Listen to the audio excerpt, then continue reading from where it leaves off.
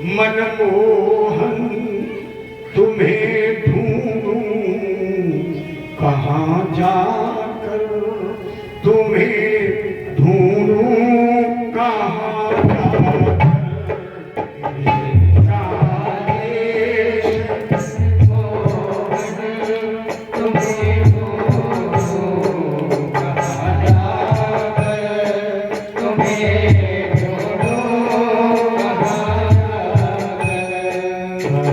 बेचैन हूँ बड़ा बेचैन हूँ जरा देखो मुझे आकर, जरा देखो मुझे आकर।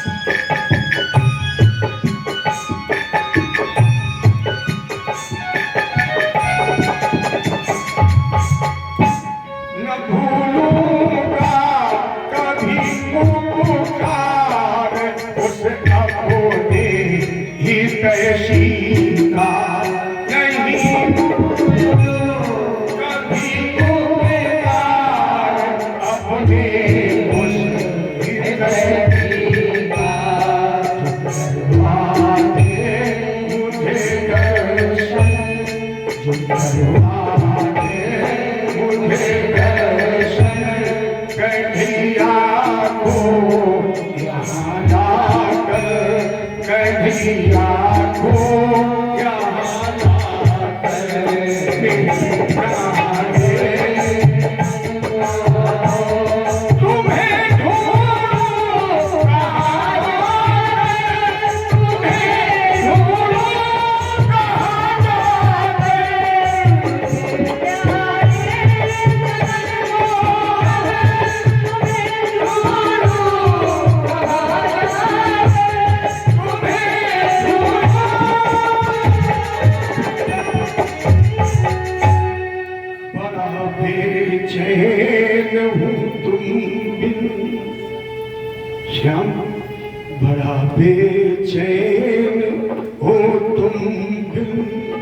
जरा देखो मुझे आकर, जरा देखो मुझे आकर, उसमें जवाना किरीट माली।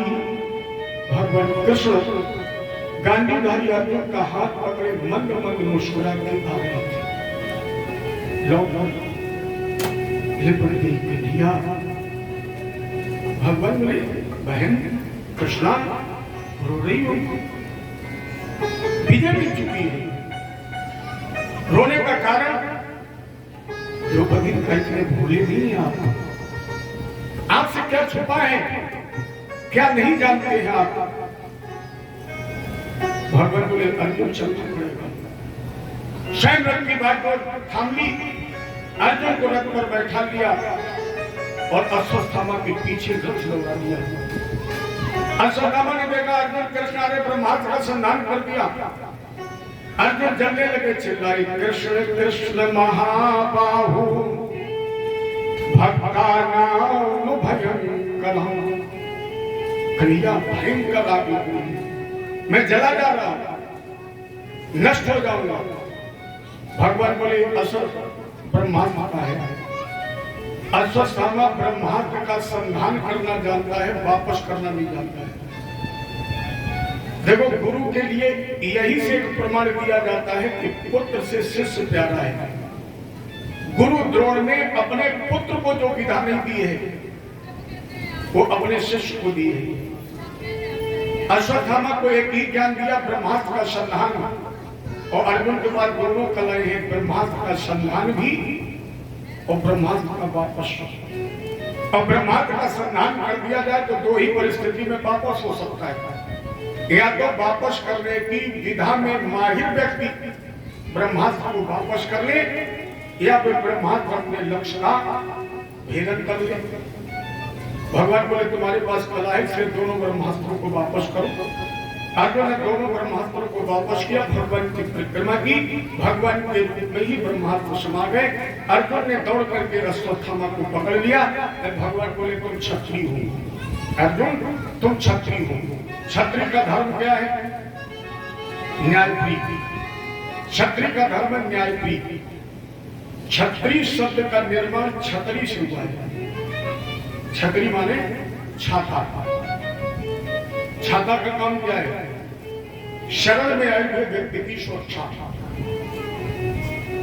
लेकिन क्षत्रिय का एक सबसे बड़ा धर्म है न्यायप्रिय, शरणागत की रक्षा और न्याय भी करना। अर्जुन अगर क्षत्रिय का परम धर्म न्याय है तो आतताई की सजा क्या है? देखो आतताई किसे कहते हैं? जो कारण दूसरे के घर में आग लगा देते, बिना किसी कारण जहर पिला देते, दूसरे की संपत्ति का हरण कर ले, स्त्री बच्चों का हरण करके भोग करेगी, सब आतताइयों की श्रेणी में आते हैं। आतताई की सजा क्या? अर्जुन का मृत्युदंड। भगवान बोले आतताई की सजा अगर मृत्युदंड है तो ये आतताई मार दो, इसे बंद कर दो इसे। लेकिन अर्जुन ब्राह्मण है और मैंने पढ़ा है वंश की रही जो अनिहित की नहीं। ब्राह्मण का अगर अनिहित कर दिया जाए तो उसका वंश नहीं चलता है। अर्जुन ये ब्राह्मण है कौन? बोले विप्र वंश की अस प्रभुताई अभय होई जो इन्हीं गिराई। जिस पर ब्राह्मण की कृपा हो गया। देखो अब बड़ा विवाद होता है, लेकिन ब्राह्मण, संत और गुरु ये तीन समाज में पूजनीय क्यों है? ये पूजे क्यों जाते हैं? इसका एक कारण है, मोटा मोटा एक कारण है। जैसे डॉक्टर अगर भगवान को अगरबत्ती लगा के भगवान से कहता है कि मेरी प्रैक्टिस अच्छी चले, मेरा क्लिनिक अच्छा चले, मेरी डॉक्टरी अच्छी चले, तो डॉक्टर की डॉक्टरी तभी अच्छी चलेगी जब समाज को बीमार होना पड़ेगा। जब आप मरीज बनेंगे तभी तो डॉक्टरी अच्छी चलेगी। जब वकील अगर ठाकुर जी की अगरबत्ती लगाता है मेरी वकालत अच्छी चले, तो वकालत कब अच्छी चलेगी? जब भाई भाई में लाठी चलेगी, तभी तो वकालत अच्छी चलेगी। अच्छा, दरोगा जी ने सवेरे सवेरे अगरबत्ती लगाई कि आज हमारी भी बिरौंधी में कुछ सेवा शुल्क की व्यवस्था हो जाए, तो व्यवस्था कब होगी? जब पड़ोसी से झगड़ा होगा। लेकिन ब्राह्मण, संत और गुरु क्यों पूजा जाता है? अगर हम सुबह अगरबत्ती लगाकर भगवान की माला जपते हैं और ये कहते हैं कि हमारी कथा में चढ़ौती अच्छी हो जाए, प्यारे चढ़ौती तभी अच्छी होगी जब पहले आपकी जेब मजबूत होगी। मेरी कथा तभी होगी, संत का आश्रम तभी बनेगा जब पहले यजमान की जेब मजबूत होगी। हम लोग इसलिए पूजे जाते हैं कि अगर हम अपने लिए भी मांगते हैं तो पहले आपको मिलेगा, और जब तक आपको नहीं मिलेगा तब तक हमें मिलेगा। माने हमारे स्वार्थ में भी परस्वार्थ का भाव जुड़ा हुआ है, और पूजनीय हमेशा वो होता है जो परस्वार्थ करता है, क्योंकि परिहित सरिस धर्म नहीं। भाई ब्राह्मण, संत और गुरु अगर अपना हित चाहता है तो पहले समाज का हित होता है, और जब समाज का हित होता है तब हमारा अच्छा मान लो भगवान ने हमारे कहने से तुम्हें 100 दे दिए तो उसमें 10 चढ़ा दो, कौन सी दिक्कत है? 90 तो भी प्रॉफिट में हो। और डॉक्टर की अगर भगवान ने मान ली तो भले 1 बीघा बिक जाएगा, तो अब वो पूजा जाना चाहिए, हम लोग पूजे जाने चाहिए। निर्णय स्वयं कर दो, क्यों विवाद करो? हमारे शास्त्रों में कोई विवादित चीज है ही नहीं, हम लड़ो। जैसे चौपाई लोग बोलते हैं पूजे पे तो सकल गुण ही ना, बहुत विवाद होता है इस पर, लेकिन अर्थ तो बहुत सरल है। अच्छा, पहले के जमाने में जब नौकरी नहीं लगती थी तो जो हाई स्कूल और इंटर पढ़े उनको भी भर्ती कर दिया जाता, तो पदोन्नत होते होते डीएम बन गया। इंटर पास व्यक्ति डीएम बन गया, और इसके बाद जब वैकेंसी निकली तो एमएससी पास चपरासी बन गया। तो अब बताइए, एमएससी पास चपरासी की पूजा होगी कि इंटर पास डीएम की पूजा होगी? पता किसकी पूजा होगी? डीएम की। वहां शिक्षा की पूजा नहीं होगी, डीएम की कुर्सी की पूजा होगी। तो ब्राह्मण, संत और गुरु को भगवान की वाणी माना गया है। हम लोगों को डीएम का पद दे दिया गया, भले कम पढ़े लिखे हों, भले गुणहीन हो, लेकिन जब हम डीएम की कुर्सी पर बैठा दिए गए तो फिर मजबूरी है पूजा तो डीएम की करनी चाहिए। लेकिन मेरा कोई ऐसा उद्देश्य नहीं, हमको बिल्कुल सर्व सुलभ है, और हम इसलिए भी नहीं कह रहे हम ब्राह्मण हैं, क्योंकि कथा बाचा की कोई बिरादरी नहीं होती है। इसकी तो सबसे अलग बिरादरी होती है, और वो बिरादरी है राधा कृष्ण चरणानुरागी। सब हमारी जो भगवान की कथा सुने सब हमारी बिरादरी की, और हम बिरादरी लिए बैठे रहे हैं, और सब घर में अपना रसगुल्ला खा के दोपहर में आराम करते रहे, तो फिर काहे की हमारी तुम्हारी बिरादरी? हमारी तुम्हारी की बिरादरी वो है जो भगवान की कथा गाए और भगवान की कथा सुने। ये भक्त और भगवान की बिरादरी है, ये सारी बिरादरियों से ऊपर बिरादरी है। भक्त और जब वहां तक हम पहुंचते हैं तो बिरादरी खत्म, क्योंकि भगवान गीता में कह रहे हैं सर्वधर्मान पर सब कुछ त्याग कर केवल मेरे बन जाओ, और जब तुम उसके बन जाओगे तो वो तुम्हारा बन जाएगा, फिर वहां कुछ राही काम पर भी खत्म हो गया। तो तुम क्षत्रिय हो, क्षत्रिय का धर्म है मृत्युदंड, लेकिन ये ब्राह्मण है। और एक फंदा और भगवान ने लगा दिया, बोले ब्रह्म बंधुर ने हंतव्ये आताताई वदाहरा। आताताई का वध कर देना चाहिए, लेकिन ये ब्राह्मण है, क्षमा योग्य है। और अर्जुन हमें उम्मीद है, उम्मीद नहीं मुझे विश्वास है कि तुम हमारी दोनों बातें मानोगे, इसे मानोगे भी और इसे छोड़ोगे भी। दोनों बातें हमें हमारी तुम मानोगे, ये मुझे विश्वास है। अर्जुन ने कहा वध नहीं देखा, अब क्या करेगा?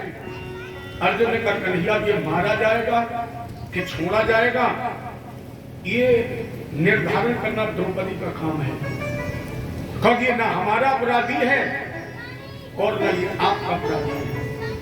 अपराध इसने द्रौपदी का किया है, ये सजा का निर्धारण भी द्रौपदी को करना चाहिए। भगवान कृष्ण मुस्कुराए, बोले चलो। द्रौपदी के पास पहुंचे, भगवान कृष्ण ने प्रस्तावना रखा, द्रौपदी ये है तुम्हारे बाल हत्यारा और मैंने निर्देश दिया अर्जुन को वध योग्य है, मार दो इसे, लेकिन ये ब्राह्मण है। द्रौपदी ने कहा स्वामी मेरी सजा क्या है? अर्जुन ने कहा बोलो। द्रौपदी ने कहा एक ही मां को बोले, आखिर कृष्ण की बहन है ना, कितनी महान अपने देश की देवियां हैं। आज की महिला होती तो शायद अपने पति से कह देती इसने मेरे पुत्र का कत्ल किया, इसके पूरे खानदान को काट दो, हम 10 बीघा बेच के तुम्हारी जमानत करवा लेंगे। लेकिन धन्य भारत की वो देवी द्रौपदी जिसने कह दिया स्वामी एक ही मां को रोने दो, दूसरी मां को मत बुलाओ, क्योंकि मां का दर्द तुम्हारी जानती है ना। और अगर तुमने अश्वत्थामा को मार दिया तो मेरी गुरु मां को रोना पड़ेगा। और स्वामी आपको तो पता है मेरी गुरु माता तो वैधव को प्राप्त हो चुकी है, गुरु द्रोण को भी मारा जा चुका है, इकलौता पुत्र बचा है। अगर वो भी मार दिया जाएगा तो कैसे जिएगी मेरी मां? मैं मेरे तो पति है ना, मैं तो अपना जीवन आपके सहारे काट लूंगी, लेकिन मेरी गुरु माता किसके सहारे जिएगी? कन्हैया एक ही मां को बोले, दूसरी मां को मत बुलाइए। अर्जुन ने कहा ये उससे भी ज्यादा गंभीर समस्या है। युधिष्ठिर की तरफ देखा, भैया युधिष्ठिर ने कहा ये मरेगा भी और जिंदा भी बचेगा। युधिष्ठिर को ऐसे धर्मराज नहीं कहा गया है। पहला कारण युधिष्ठिर धर्मराज के अवतार हैं, दूसरा कारण युधिष्ठिर ने कभी धर्म को नहीं छोड़ा है, तीसरी सबसे बड़ी बात महाभारत के युद्ध में रात में जब सभी सोते थे तो युधिष्ठिर मरहम पट्टी लेकर निकलती थी।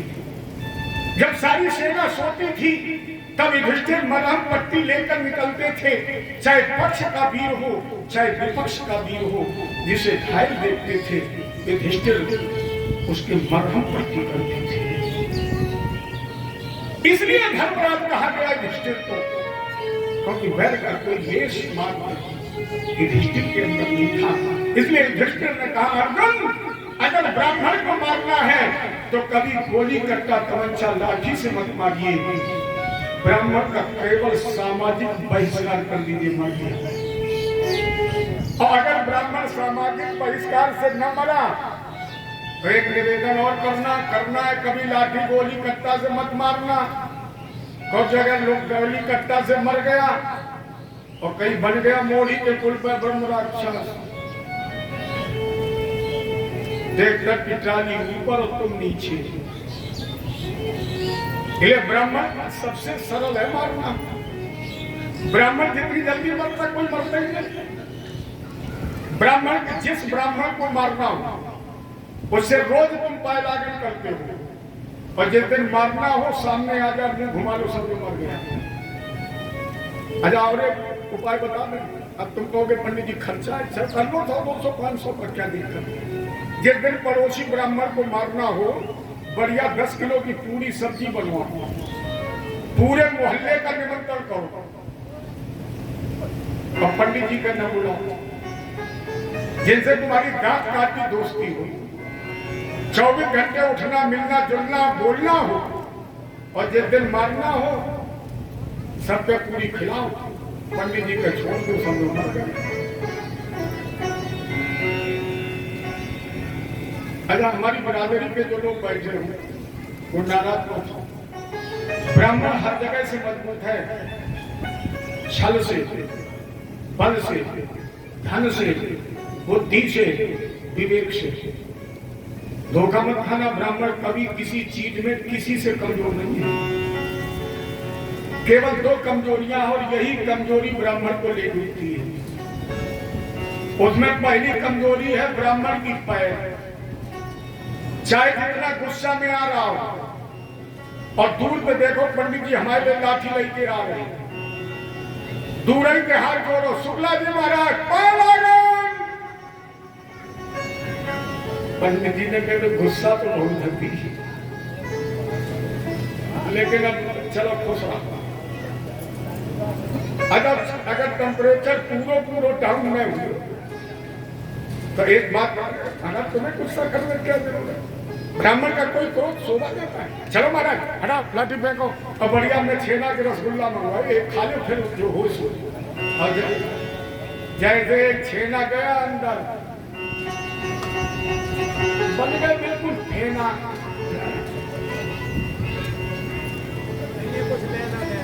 ना फिर कहा। यही तो कमजोरियां पेट और पैर, बाकी हम लोग ऐसे मजबूत हैं।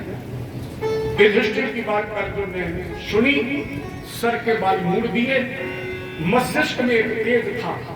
देखो ब्राह्मण को उसी दिन निस्तेज हो जाता है जिस दिन वो फल हत्या करता है।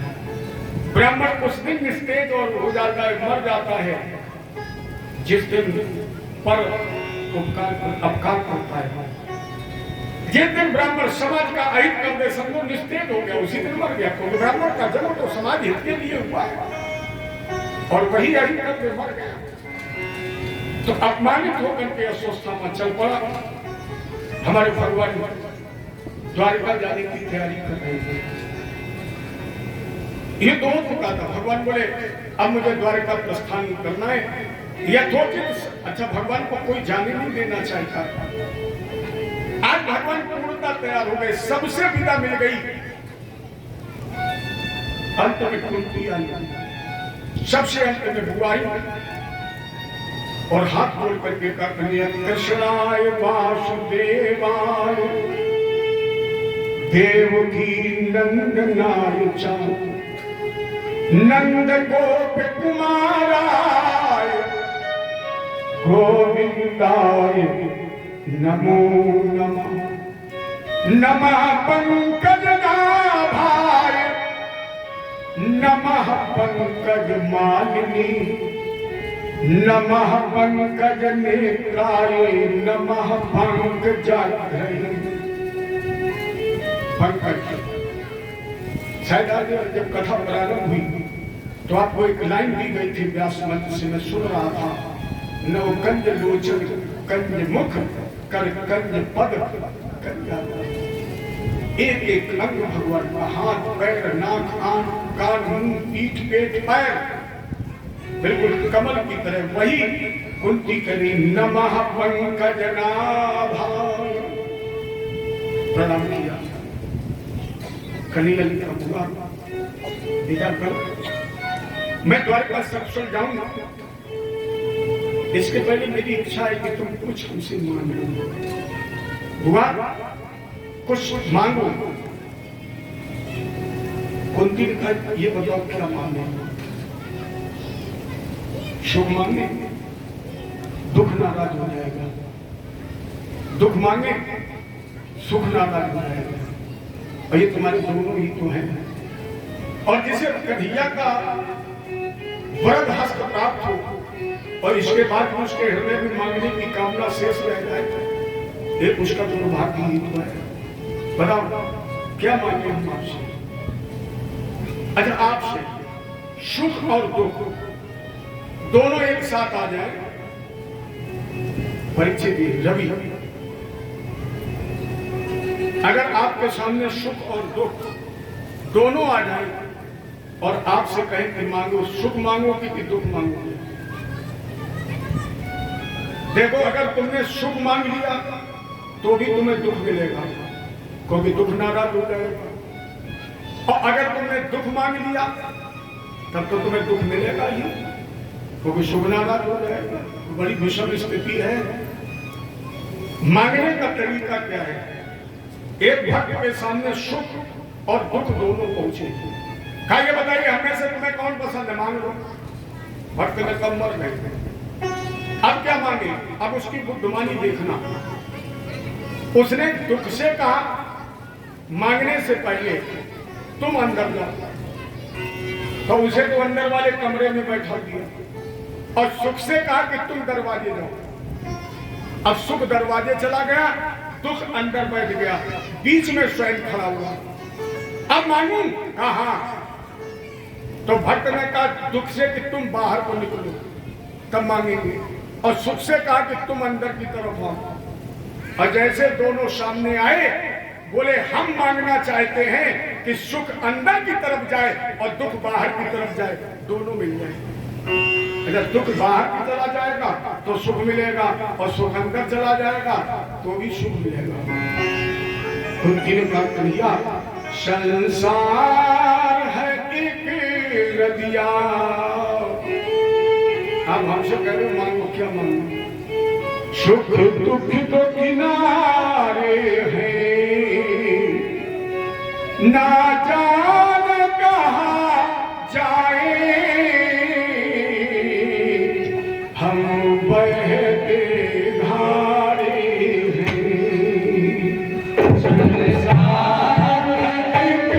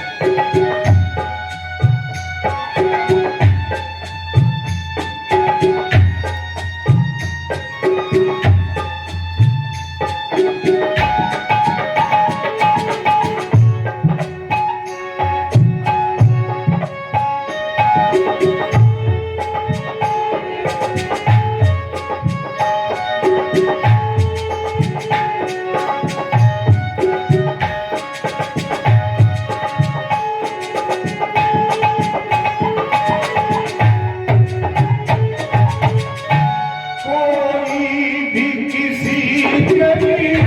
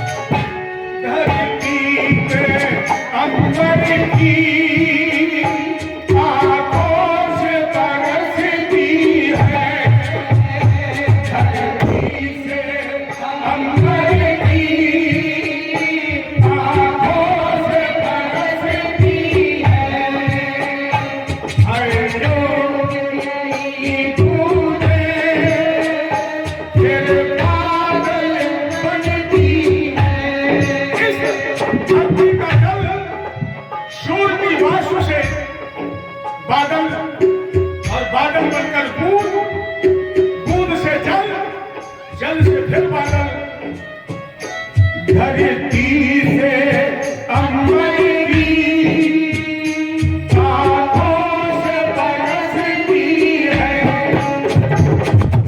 एक रोज यही फूटे फिर बादल बनती है, बादल बनती है। इस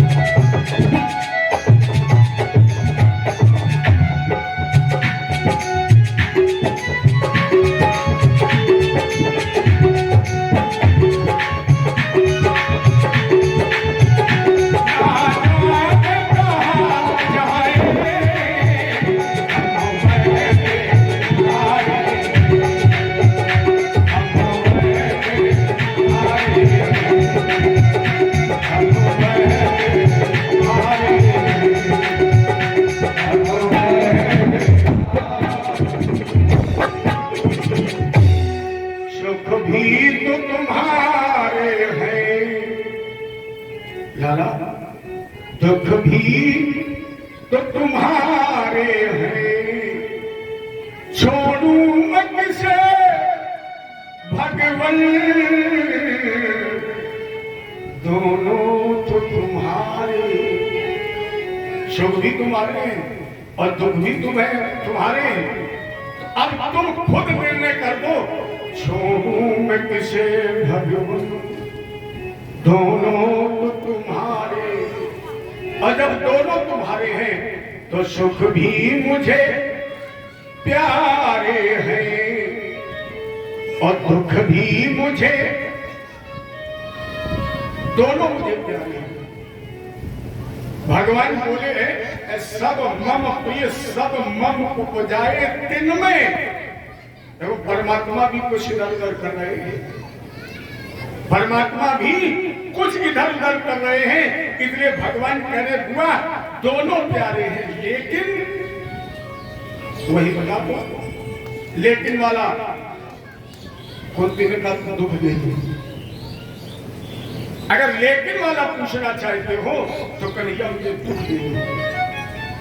भगवान बोले हुआ अभी दुखों से दिल नहीं भरा, जीवन में तुम्हें कभी सुख मिला है? पिता का प्यार नहीं मिला, पति का प्यार नहीं मिला, पुत्रों का प्यार नहीं मिला, और जब तुम्हें सब कुछ मिलने जा रहा है तो तुम दुख क्यों मांग रही हो? कुंती ने कहा कन्हैया जब तक मुझे कुछ नहीं मिला तब तक मुझे तेरा सहारा मिला, और जब मुझे सब कुछ मिलने जा रहा है तो तुम मुझे बेसहारा बना के छोड़ के जा रहा है। कौन ऐसा भक्त होगा जो अपने जीवन से भगवान को देना जाने देना चाहेगा? इसलिए कुंती ने कहा कन्हैया अगर प्रसन्न होकर मुझे कुछ देना चाहते हो तो दुख दे दो, कष्ट यातनाएं दे दो। क्यों? बोले सुख से दुख अच्छे हैं, सुख से दुख अच्छे हैं, कम से कम तेरी याद तो दिलाते हैं। सुख में कोई भगवान का स्मरण करता है, इससे ये सिद्ध होता है कि परमात्मा सबको दुख नहीं देता है, परमात्मा सबको दुख नहीं देता है, उसी को दुख देता है जिससे अपना स्मरण कराना चाहता है। पैर में कांटा तभी लगेगा जब तुम्हारे मुख से वो राम कहलाना चाहता है। क्योंकि दुख में सुमरन सब करे और सुख में करे न कोई, और जो सुख में सुमरन करे तो दुख का ही इसलिए जाना, अगर प्रसन्न हो तो मुझे कष्ट दे दो, मुझे दुख दे दो। और इस वरदान के साथ एक निवेदन हो रहे, भगवान ने कहा बोलो हुआ, बोले कल चले जाओ, आज मत जाओ, है ना। आज तक तुम अपनी बहन के कहने से रुके, अर्जुन के कहने से रुके, आज तक कुंती ने कभी तुम्हें नहीं रोका, लेकिन आज मेरी इच्छा है भगवान बुआ का आदेश नहीं टाल पाए और रात फिर भगवान ने हस्तिनापुर में ही गुजार दी। लेकिन जब रात में ये अचानक शिविर के बाहर निकले तो देखा शिविर में बिल्कुल सन्नाटा था, सब सो रहे थे, केवल युधिष्ठिर के शिविर में दीपक जल रहा था। भगवान को बड़ी जिज्ञासा हुई, सब सो रहे हैं और युधिष्ठिर के शिविर में दीपक जल रहा है, कारण क्या है। और जिज्ञासा पर जब युधिष्ठिर के शिविर में पहुंचे थे तो भगवान ने देखा युधिष्ठिर सो रहे थे, सब सो रहे थे, लेकिन युधिष्ठिर दीपक के प्रकाश में बैठे रो रहे थे। भगवान ने आवाज लगाई भैया, और जैसे कन्हैया की मधुर वाणी युधिष्ठिर के कान में पड़ी, भाग करके बैठ गए, फूट फूट करके रोने लगे। भगवान ने कहा क्या हुआ, अब तो आपको विजयश्री मिल गई भैया, अब तो आप हस्तिनापुर के सम्राट भी बन जाएंगे निर्विवाद रूप से। युधिष्ठिर ने कहा कन्हैया मुझे कोई सिंहासन नहीं चाहिए, जिसके लिए मुझे अपने भाई सुयोधन को मरवाना पड़ा। क्या युधिष्ठिर की बात पटता थी? युधिष्ठिर ने कभी दुर्योधन को दुर्योधन कहा ही नहीं। जब भी दुर्योधन को बुलाते थे युधिष्ठिर कहते भैया सुयोधन, वही फूट फूट करके रो रहे हैं, नहीं चाहिए मुझे ये राजमुकुट कन्हैया, जिसके लिए मुझे अपने सुयोधन जैसे भाई के साथ साथ 99 भाइयों को मरवाना पड़ा। ले लीजिए राज, ये हस्तिनापुर का राज सिंहासन, जिसके लिए मुझे अपने बाबा भीष्म जो बाणों की शेष पर बैठे हुए हैं, नहीं चाहिए मुझे वो राज सत्ता, जिसके लिए गुरु द्रोण का भी बलिदान करना पड़ा। महात्मा जरा विचार करिए, हमें आपको सबको पता है एक सुई की नोक के बराबर नहीं जाएगी, तब भाई भाई तक करता है। और अगर कहीं किसी ग्रंथ में लिखा होता कि तेरे साथ एक कमरा चला जाएगा, तब क्या करता? तब क्या करता जब एक सुई की नोक के बराबर नहीं जाएगी?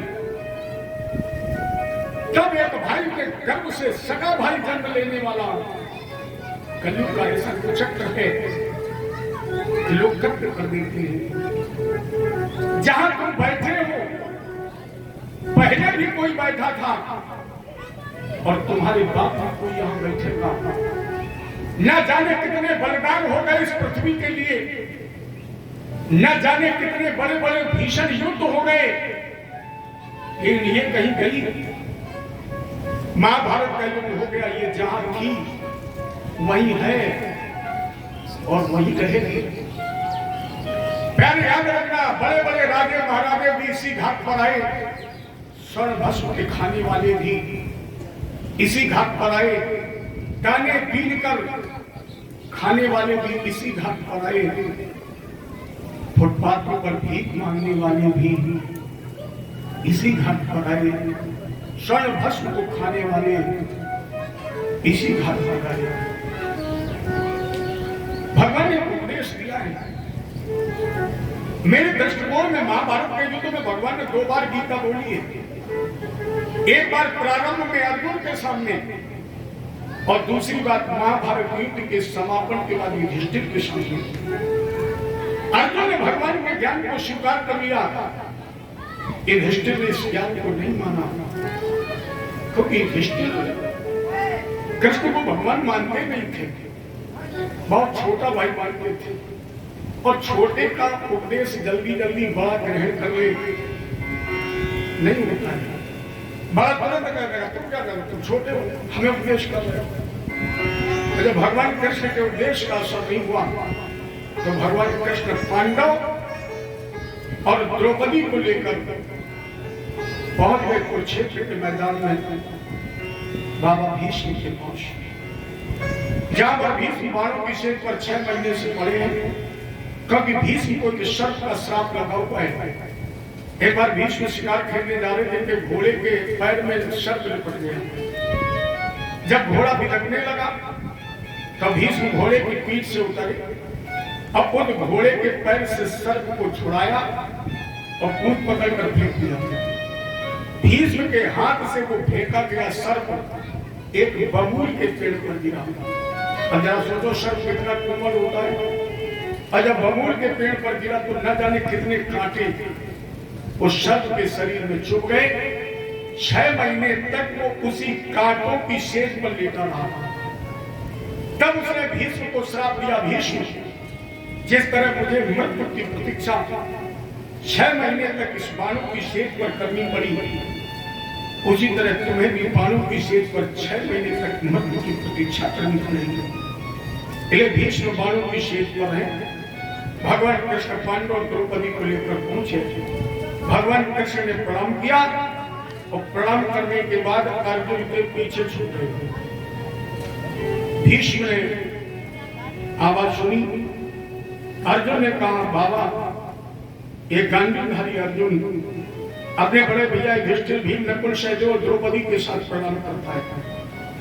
भीष्म ने आंख खोलकर अर्जुन की तरफ देखा और इधर उधर। अर्जुन वो नहीं आया। अर्जुन बोले बाबा किसे ढूंढ रहे, कौन? अरे देखो नहीं बड़े भैया युधिष्ठिर खड़े, मझले भैया भीम, द्रौपदी नहीं, वो कौन? बोले जिसने गोपियों का माखन चुराया है वो नहीं आया। अर्जुन वो नहीं आया, कौन? बोले जिसने इस नाचीज भीष्म की प्रतिज्ञा को रखने के लिए अपनी प्रतिज्ञा भंग कर दी, वो नहीं आया, क्योंकि हम तो उसी के दीदार के लिए पड़े हैं। भगवान कृष्ण ने अर्जुन को तुरंत पीछे किया और सामने प्रकट हो गए। ये वासुदेव नंदन वासुदेव आपको प्रणाम करता है। भीष्म पदे वसंतम नवनीत चोरम अगोपांगना नाम चंद्रपूल चोर अनेक जन्मार्जित पाप चोरम चोराग्रगण्यं पुरुषं गमाम। परिचित चोर, आपने एक नाम सुना होगा, हमारे रामायण के विश्व विख्यात कथावाचक वर्तमान में गोलोकवासी रामायणी श्री राजेश्वरानंद जी, उन्होंने इस प्रसंग पर एक बहुत प्यारा भजन लिखा है, श्रद्धासुमन के रूप में प्रस्तुत। भीष्म कहे मुरलीधर छलिया मोहन, हम भी तुमको दिल दे बैठे।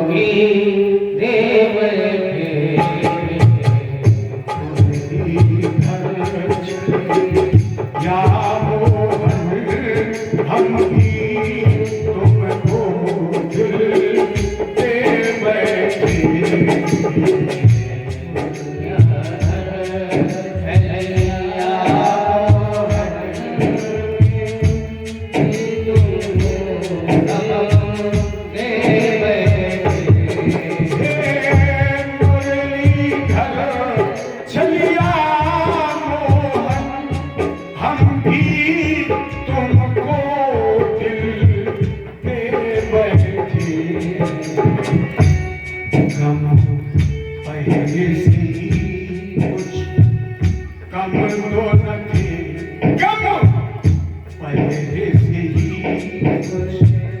कम तो न थे एक और मुसीबत ले बैठे।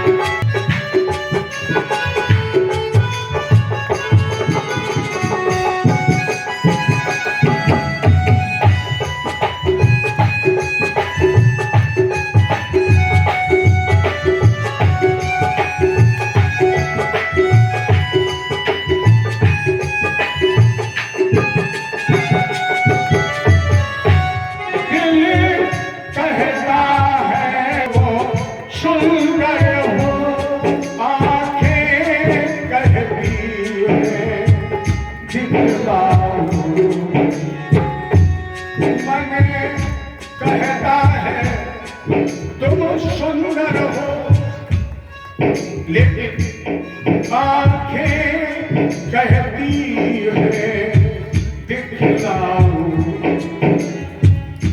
तुम मिलते नहीं आकर के, तुम मिलते नहीं आकर के।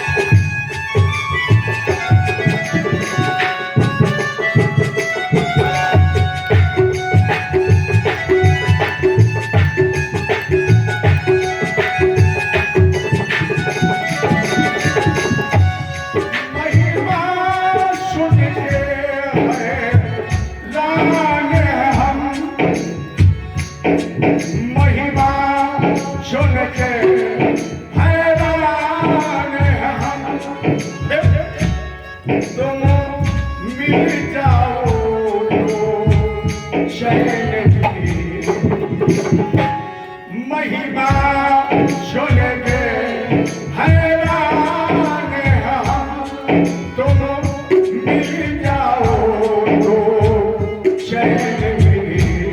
मन खोजती तुम्हें पागल नहीं, मन खोजती तुम्हें पागल नहीं, तुम्हें होगी खुशी मन में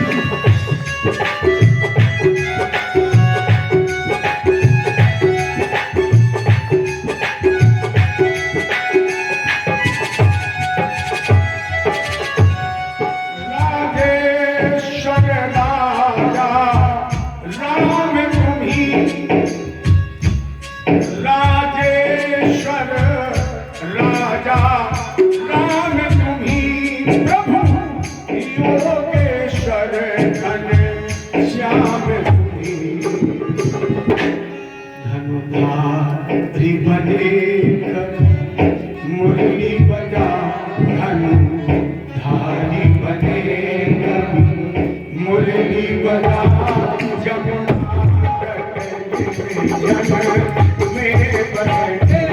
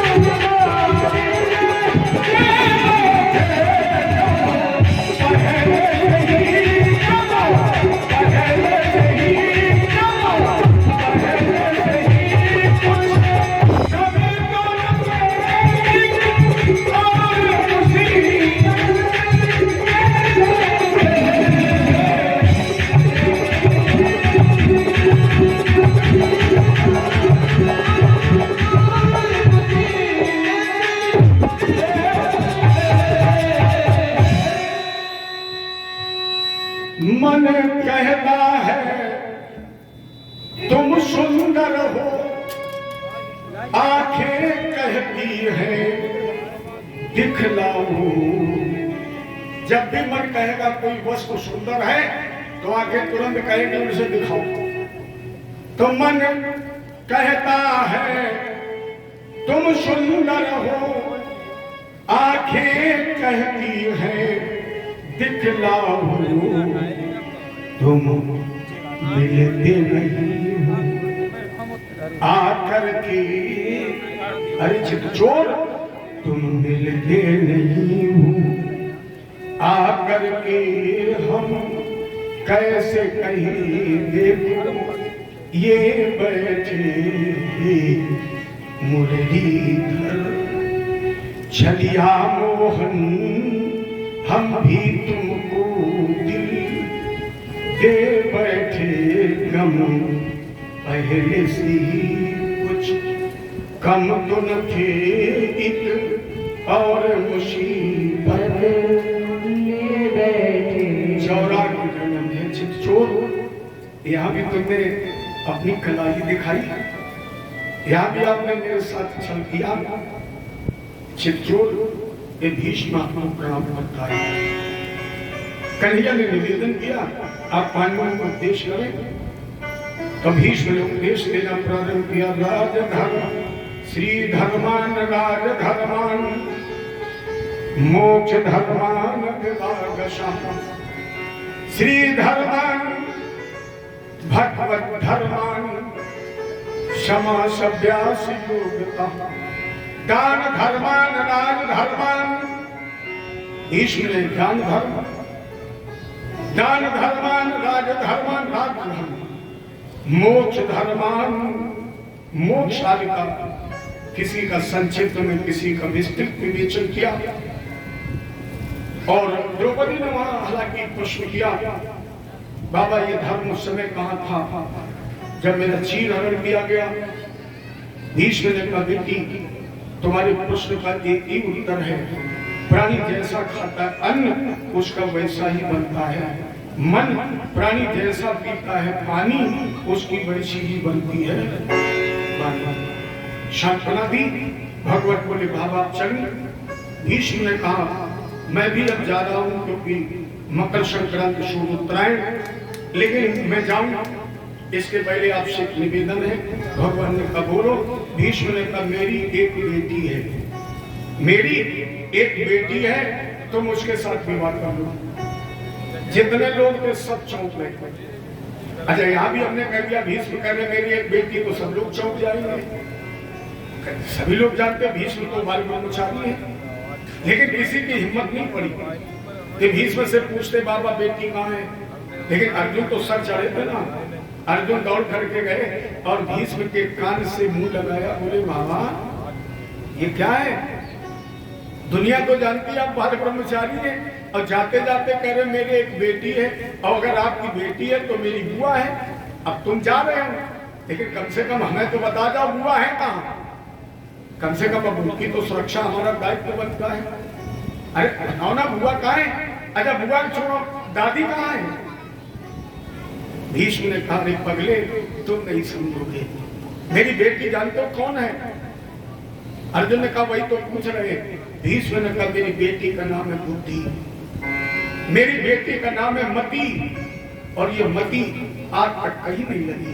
अर्जुन, ये बेटी मेरी ना तो राज सिंहासन में लगी, ना राज सत्ता में लगी, ना युद्ध में लगी, ना धनुष कला में लगी, ना विवाह में लगी, इसलिए आज तक तुम्हारी रह गई। आज तक मेरी बुद्धि ने किसी का वर्ण नहीं किया, लेकिन एक कल्पिता अब भगवती सात पुंगवे विभू। अब हम चाहते हैं कि मेरी बुद्धि भगवान के चरणों में लग जाए। अगर कन्हैया मेरी बुद्धि का वर्ण करे तो मेरा जीवन धन्य हो जाएगा। तो भीष्म ने अपनी बुद्धि भगवान के चरणों में लगाई, महाप्रयाण किया।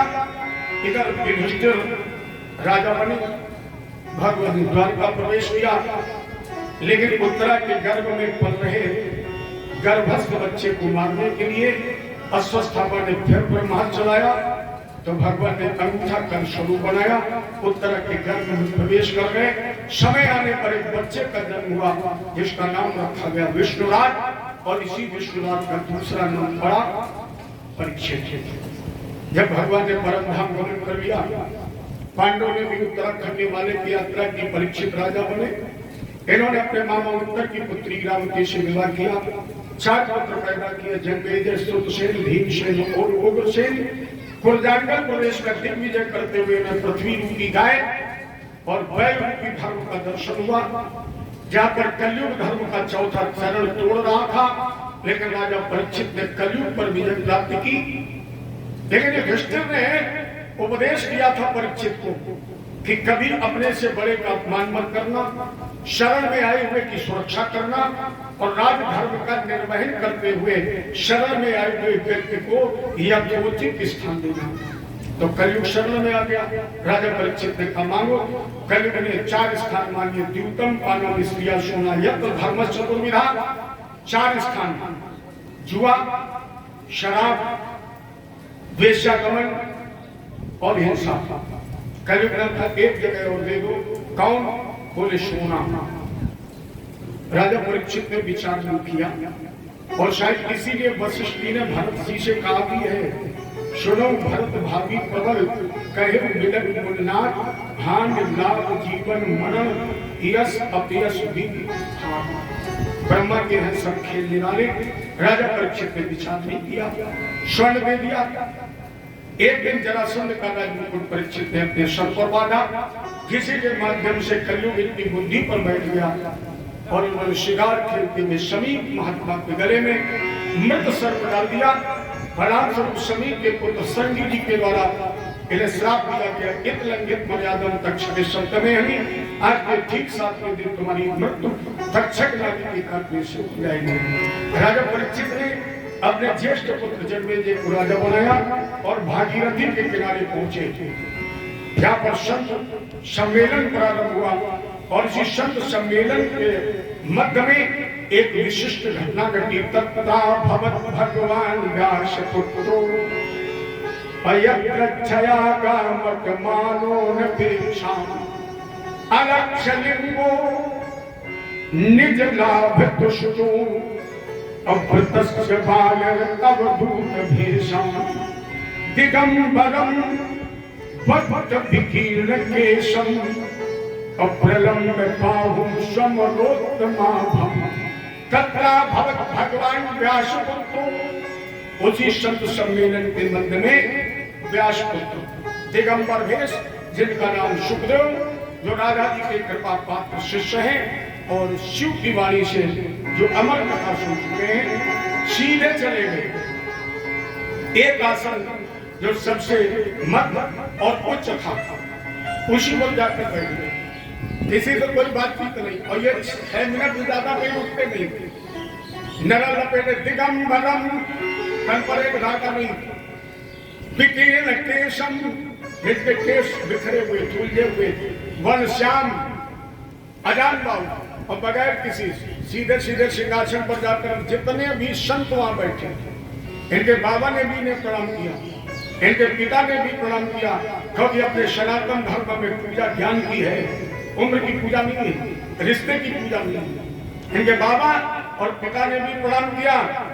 तब तक शुक्ल राजा परीक्षित ने सोचा कि 16 वर्षीय बालक इनके बाबा और इनके पिता भी प्रणाम कर रहे हैं, तो 2 अगरबत्ती इन्होंने भी लगाई और प्रणाम किया। बोले अहो अद्वयम् ब्रह्मन् सत्य से क्षत्र बंधमम् कृपया रूपेण भवानि तीर्थ का कृता। वेद व्याधि ने कहा ज्यादा स्तुति मत करो, ज्यादा गुणानुवाद मत करो, जल्दी जल्दी पूछ लो, क्योंकि 6 मिनट होने वाले और 6 मिनट हो गए मेरे कोई लोग भी नहीं पाएगा, चले जाएंगे। इसलिए जल्दी तो जल्दी जल्दी धूप बत्ती अगरबत्ती रखी और कहा महाराज जी मेरे 2 प्रश्न हैं। पहला प्रश्न, प्राणी जन्म से लेकर मरने के समय तक क्या करे जिससे उसका कल्याण हो जाए। जिस व्यक्ति की मृत्यु सन्निकट है, जो बहुत जल्दी मरने वाला है, वो क्या करे जिससे उसका कल्याण हो जाए। यच्छोदगे मथो जप्यम यज्ञ कर्तव्यम प्रभु स्मर्तव्यम भजनीयम वहां ये 2 प्रश्न है। सुखदेव जी ने कहा राजेंद्र वरीयानेश। देखो सुखदेव जी अपने आप में ऐसे वक्ता हैं जिन्होंने मंगलाचरण नहीं किया, कीर्तन में नहीं किया, प्रश्न सुने और प्रश्न अत्यधिक गंभीर थे, सर्वश्रेष्ठ प्रश्न थे। ये सुखदेव जी ने सीधे सीधे प्रश्नों का उत्तर कबरियानेश के प्रश्न कृतो लोक हितम द्रव्य आत्मविद सम्मदा पुंसाम श्रोतव्यादिशिया फलम श्रोतव्यादीन राजेंद्र नृणाम संग सहस्रशाम। अरे राजेंद्र, मानव कल्याण के लिए तुमने बहुत सुंदर प्रश्न किए हैं, अत्यधिक अत्युत्तम प्रश्न हैं और मैंने मानस में पढ़ा है। गूढ़ तत्व नाम साधु दुरावम आरथ अधिकाम रीजा पावम। कितनी भी रहस्यात्मक वार्ता क्यों न हो, अगर सुपात्र मिल जाए तो उसे प्रकट कर देना चाहिए। लेकिन ये प्रकटीकरण आज नहीं, राजेंद्र हम तुम्हारे सामने कल करेंगे। तब तक के लिए हम एक आग्रह तुमसे कर रहे हैं और उस आग्रह के साथ ही आज की कथा का यही विश्राम कर दिया जाए। इस कामना के साथ पड़े रहिए, गाइए आप भगवान के साथ, निवेदन करिए कि हमें कल इन प्रश्नों के उत्तर सुनने का गौरव मिल जाए। अरे कनक भवने दरवाजे, और मेरी समझ में राम जानकी महल ही तो है और अयोध्या का निवास स्थान भी भगवान का कनक है। इसलिए इस निवेदन और इस आकांक्षा के साथ अरे कनक भवने दरवाजे पड़े रहो, कनक भवने दरवाजे